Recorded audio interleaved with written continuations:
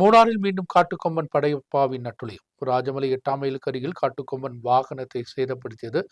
வாகனத்தில் இருந்தவர்கள் சட்டம் போட்டதை தொடர்ந்து யானை பின்வாங்கியது.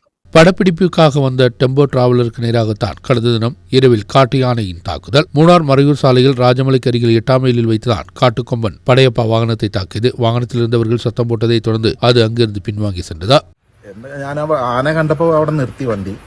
അവ ബാക്കിലൊരു കാറുണ്ടായിരുന്നു. റിവേഴ്സ് എടുക്കാൻ പറഞ്ഞപ്പോൾ പോയില്ല. അപ്പോൾ അതിങ്ങനെ നടന്ന് വന്നു പതുക്കെ വണ്ടിയുടെ മുമ്പിലേക്ക്. അപ്പോൾ കൊമ്പ് എടുത്തിട്ട് നേരെ ടോപ്പിൽ അതിൽ മുട്ടിയപ്പോൾ നേരെ എൻ്റെ തലയിൽ കൊണ്ടു. അത് ജാമാക്കായിരുന്നു. അപ്പോൾ ഞാൻ പുറത്തേക്ക് ചാടി ബാക്കിലേക്ക് പോയി. കാറ് അവിടെ തന്നെ നിർത്തിയിട്ടുണ്ടായിരുന്നു. അപ്പോൾ ഞാൻ ആ കാർ എടുത്തിട്ട് റിവേഴ്സ് എടുത്തിട്ട് പോയത് ബാക്കിലേക്ക്.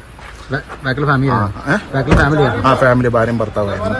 അവർ ഓടിക്കാൻ പറ്റില്ല അവർക്ക്. അപ്പോൾ ഞാനാണ് ആ കാർ എടുത്തിട്ട് ബാക്കിലേക്ക് എടുത്തിട്ട് പോയി വണ്ടി അങ്ങോട്ട് ബാക്കിലേക്ക് ഇട്ടത് ഒരുപാട്.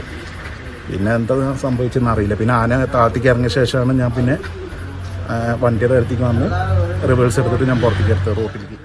தாக்குதலில் வாகனம் மிகப்பெரிய அளவு சேதமடைந்துள்ளது. பின்பு வனத்துறை அதிகாரிகள் வந்து படையப்பாவை அங்கிருந்து விரட்டினர். படையப்பாவிற்கு மதம் பிடித்துள்ளதாக சில தினங்களுக்கு முன்பு வனத்துறை எச்சரிக்கை விடுத்திருந்தது. காட்டு யானையை கண்காணித்துதான் வனத்துறை வருகிறது. கடந்த வருடமும் மதம் பிடித்த கால அளவில் படையப்பா மிகப்பெரிய அளவு இதுபோன்ற பிரச்சனைகளில் ஈடுபட்டு வந்தது.